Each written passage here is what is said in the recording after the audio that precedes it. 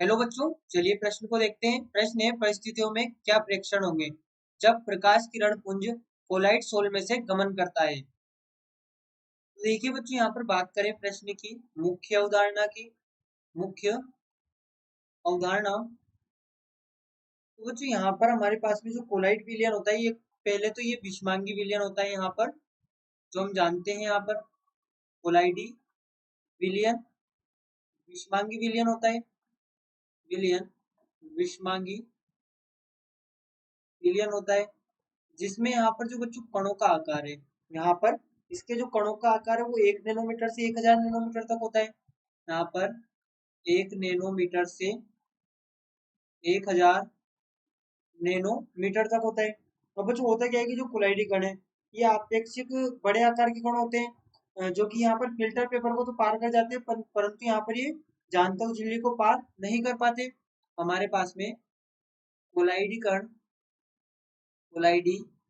कण यहाँ पर आपेक्षिक रूप से कोलाइडी कण आपेक्षिक बड़े आकार के कण होते हैं।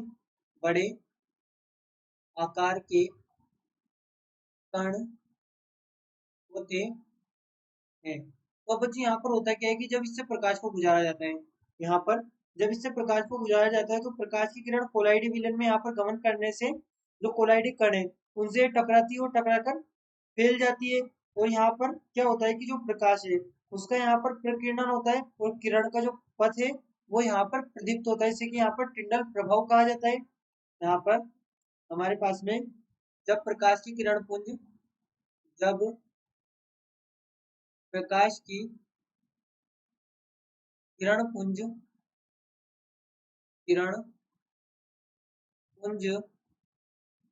कोलाइडी विलयन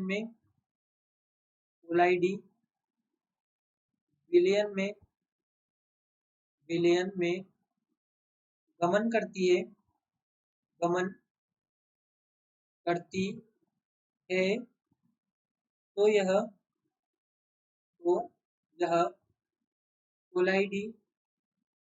तो यह कोलाइडी कणों से टकराकर फैल जाती है और प्रकाश का प्रकीर्णन होता है और यहाँ पर जो किरण का पथ है वो प्रदीप्त हो जाता है, और किरण का पथ प्रदीप्त हो जाता है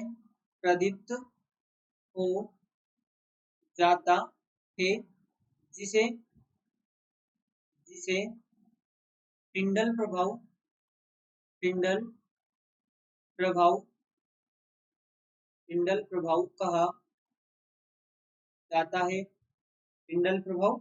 कहा जाता है। बच्चों इसे, और यहाँ पर एक कोण बनता है जिसे कि यहाँ पर टिंडल शंकु कहा जाता है।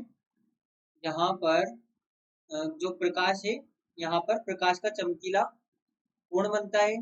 प्रकाश का, यहाँ पर हम इसे इस प्रकार से लिखें, प्रकाश का